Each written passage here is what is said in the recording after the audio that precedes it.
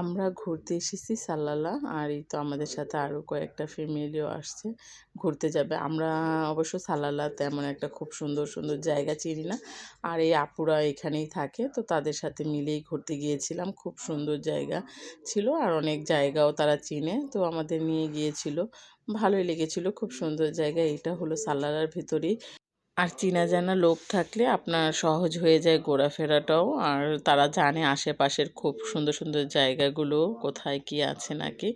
তো আমরাও ঘুরতে গিয়েছিলাম তাদের সাথে, খুব ভালোই একটা দিন কাটিয়েছিলাম। খুব সুন্দর এই জায়গাটা, আর দেখার মতো, বাচ্চাদের ভালো লাগবে এবং বড়দেরও খুব ভালো লাগবে। আর এদিকের পরিবেশ তো এত সুন্দর, চারিদিক সবুজ আর সবুজ, প্রাকৃতিক কি সুন্দর রূপ। নিজের চোখে না দেখলে অবশ্য বিশ্বাস করতাম না। সাল্লাল্লাহ, আর এই প্রথমে গিয়েছিলাম সাল্লাল্লাহ। অবশ্য সাহেব অনেকবার গিয়েছিল অনেক কাজের ব্যাপারে, তো আমাদের তেমন একটা যাওয়া হয়নি। তো আমরা এই প্রথমেই বাচ্চাদের নিয়ে গিয়েছিলাম, খুব ভালো একটা টাইম কাটিয়েছি। আর এখন তো ছেলেদের স্কুলও খুলে ফেলবে, তো তার জন্য তাড়াহুড়ো করেই যাওয়া হয়েছিল। আর খুব ভালো একটা মেমোরিও হয়েছে আমাদের, খুব সুন্দর লেগেছে। আর খুব ভালো সময় কাটিয়েছি পরিবার নিয়ে। তো প্রতিটা মানুষেরই জীবনে কিছু আনন্দ উল্লাস করা দরকার, ছুটির টাইমগুলো ঘুরতে যাওয়া দরকার, কারণ ঘোরাফেরা করলে মন মানসিকতা মাইন্ড দুটোই চেঞ্জ হয়।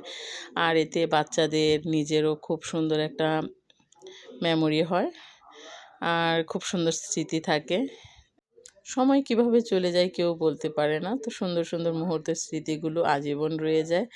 তো ওই রকম ব্যতিক্রম আমিও নয়, আমিও খুব সুন্দর সুন্দর করে অনেক সুন্দর সুন্দর মুহূর্তগুলো ক্যামেরাবন্দি করে রেখে দিয়ে এলাম।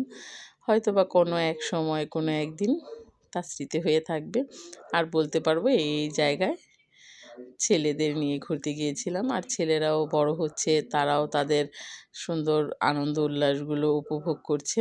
এটাই একটা মা বাবার জন্য বড় প্রাপ্তি বা পাওয়া, যেটাই হোক না কেন।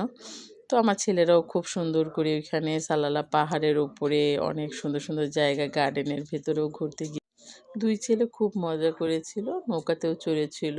আর এই থেকে সাহেবও হাঁটছে ছেলেদের সাথে।